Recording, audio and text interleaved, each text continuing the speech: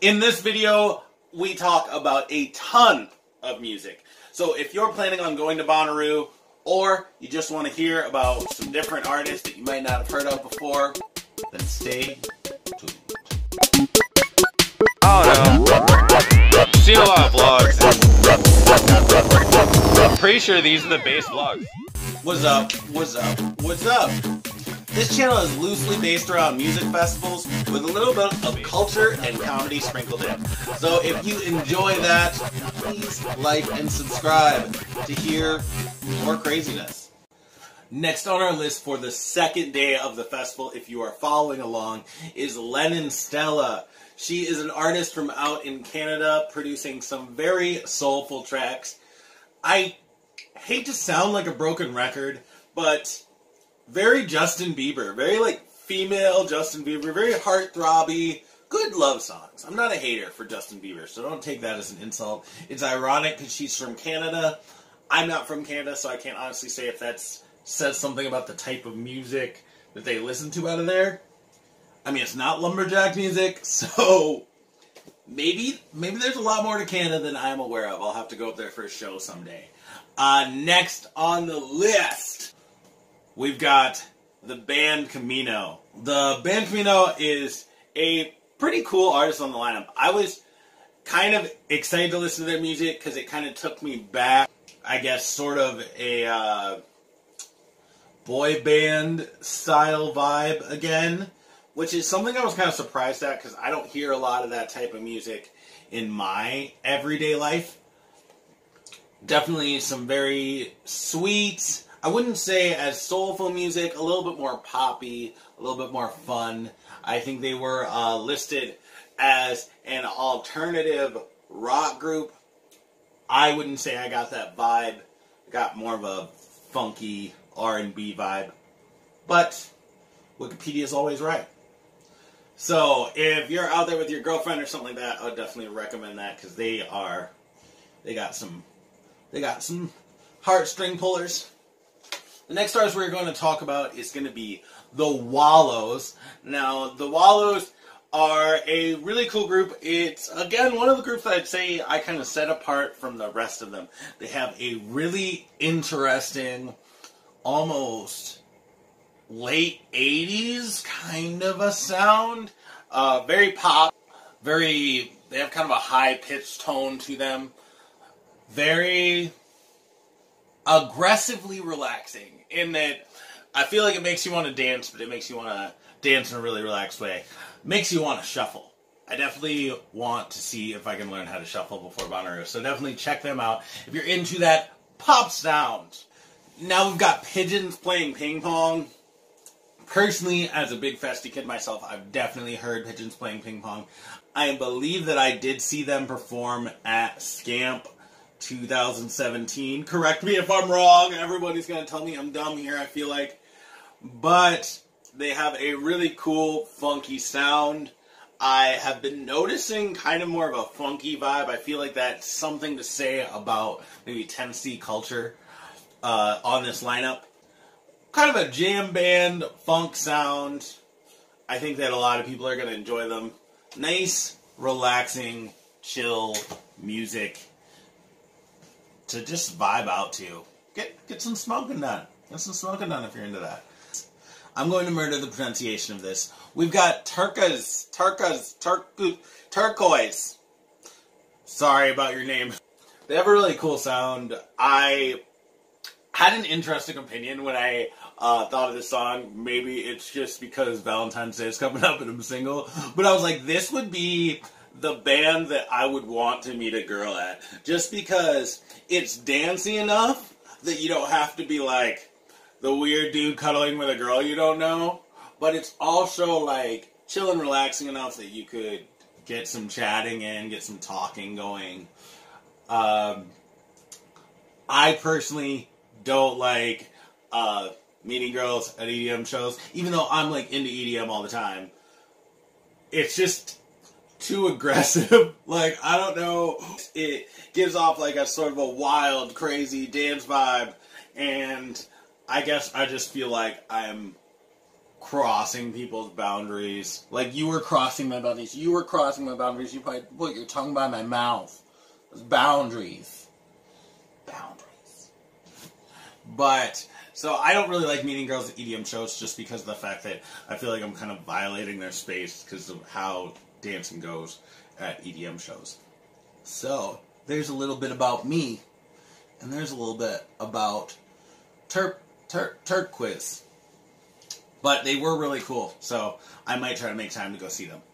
Next up on the list is E-Kali. Pretty sure I'm pronouncing that one right. E-Kali, I got this one for my sad boys. E-Kali is an EDM DJ who delivers some incredible sad boy sound. Think about your Millenniums. Think about your Seven Lions. Think about your Dabbin. Think about your Slander. And then put them into a sandwich. And then you got E-Kali. Great vibes. Great sad boy vibes. Definitely some music to dance to and cry to. Get yourself some E-Kali. Now we've got Sven Death. Now, this is another one I did not have to look up. I have been to Los Angeles more than once. So I have seen myself some Sven Death. Sven Death has a really impressive dubstep sound. You're talking about that dubstep vibes along with a whole lot of rock samples mixed in. He does that hardcore shit. His fans are wild and crazy. You're going to see some cool outfits in the crowd. So if you are into dubstep, get to that. Still Woozy is the next artist I'd like to talk about on this lineup. I was pretty interested in their sound. They definitely give me kind of the same vibe as the Wallows did, but a little bit more natural. Like, they have that same pop, like, 80s, 90s sound, but they don't have that high-pitched style that I kind of noticed about the Wallows. I'd say I preferred the Wallows a little bit just because since I've been going through this, I've noticed a lot of artists sound similar, and I like seeing what sets them apart. Through the songs that I heard from them, I didn't notice that about them. I'm sure they have that, because otherwise they wouldn't be popular. But I didn't get a chance to hear it in their music. So, I will say I prefer the Wallows over them, but I imagine that they will be on around the same time as they should draw a similar audience. Another name on the list here is Tones and I. Now, Tones and I would like to separate from all the rest on this list. All the rest on this list, because Tones actually made this video come out later. I was working on this video, and Tones was one of the artists that I hadn't heard of before, so I had to take some time to look up her music. It was real good. And she has such an incredible voice, a voice that really is probably the core of pretty much all of her music from what I heard. And it took me into a Tones and I hole. And I just basically listened to her music for like 45 minutes. But Tones and I will be seeing Tones and I. That's a fact. So, you should see her too. She has a pop sound. If I missed that, I did kind of go on a rampage there. She has a very poppy sound. Very deep, melodic roots with a little bit of kind of a cool EDM backdrop that makes for that poppy atmosphere that makes you feel something and gets you going at the same time. Alright, now next up is Mark Ribolat. I hope I am pronouncing that correctly. If not, I do apologize. He has a very soulful sound. To me, very R&B. They, on Wikipedia, they called it alternative indie. It's rare that I would actually challenge a musical genre tag, but I don't see that really at all. Very, very soulful, very R&B, in my opinion. Seems to do a lot of love songs from the 3 songs I listened to. He has a really cool, kind of off-the-cuff sound. I noticed he was doing a lot of stage performance type stuff in his videos, so I assume we'll hear some off-the-cuff type stuff from him, but we will see. Now we've got Yola. Now Yola, the name actually surprised me because I was really thinking it was going to be like an EDM artist just from the sound, but it is actually a very soulful young lady, very Southern Baptist choir type of a sound. I originally thought it was actually going to be country music just from a couple of the songs I heard, but after I heard a few more, I realized it was more of an R&B soulful vibe, and it was just kind of the Southern accent that was maybe throwing me off. Now let's talk about Detox Unit. I'm sure there's a lot of artists like Detox Unit, but I've never heard one before, so I was excited about this one. I definitely will be at his show. He is signed with Tipper's label. That gave me a big hint on where some of his sound may have come from, because, get ready for this, he sounds like if Tipper and Subtronics had a sexy baby. A sexy, sexy baby. Yeah. And I'm... What? Right? Right? Yeah. I love that sound. It's super awesome because it's like Tipper, but it's more aggressive. Because I'll admit sometimes I wish Tipper would be more aggressive. I haven't heard that in a lot of the tracks that I'm familiar with of his. And Detox Unit goes ahead and does that. So, big ups to Detox Unit. Check out his set if you can. Alright. Now we got Atlians again, or Atlians. I have seen them perform live a couple times out at Lost Lands. They have a crazy dubstep sound. Very awesome. Very kind of, imagine if Excision and Ganja White Knight had a baby. That's what I think of when I think of Atlians. Alright. Now we've got Uncle Acid and the Deadbeats. I love it when artists pick names that sound exactly like their music. Uncle Acid and the Deadbeats is basically kind of a heavy metal hair band style, in my opinion. Cool, hard rock sound. Definitely kind of what I expected when I heard their name. They have kind of go for like a bit of a psychedelic feel in some of their lyrics. And all around, if you're into heavy metal, cool artist. Next up, we've got the Resistance Revival Chorus.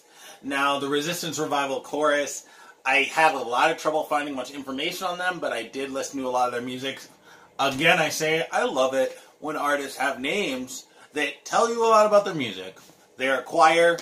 They do pretty much the songs that I would expect to hear from a choir. Very power to the people-y. They do a lot of protest-type songs. So definitely check them out if you're into choirs and protests, which I'm pretty sure pretty much everybody at a festival is probably into protests. So check them out. Next up, we've got Future Primitive. Future Primitive is another one of those artists that I'm surprised that I didn't know a lot about, but I'm glad I do now. Future Primitive is an incredibly unpredictable DJ. I listen to a lot of his music. He has a very wide range in that he's got some sad boy tracks. He's got some like housey music. He's got some like dubsteppy music. And that's why I almost have to see him just to figure out what kind of a set he's going to do. Because at a festival like Bonnaroo, I don't know what the crowd's going to respond to the most. Like, if you were at, say, like an EDC, I'd expect him to be doing like a sad boy set. But if he was at like a Lost Lands, I'd expect him to do a hardcore set. So for like a Bonnaroo, what do you pull? Is he gonna do like a really wide ranging set? I don't think so, just because I feel like that would be really confusing and awkward, and I wouldn't really get into my vibe. But I'm not the boss of him. Alrighty, we are almost done for the day, but we now have Please and Thank You. Please and Thank You has a super cool kind of Tipper-like sound.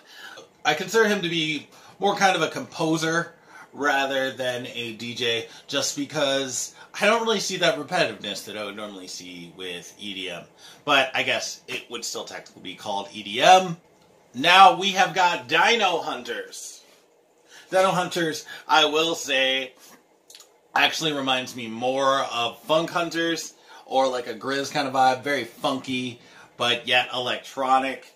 I will probably be seeing them. It is really cool seeing a lot of that Grizz vibe. I hope that it's something that we see more of in the future. But Dino Hunters is definitely a group I am excited to see.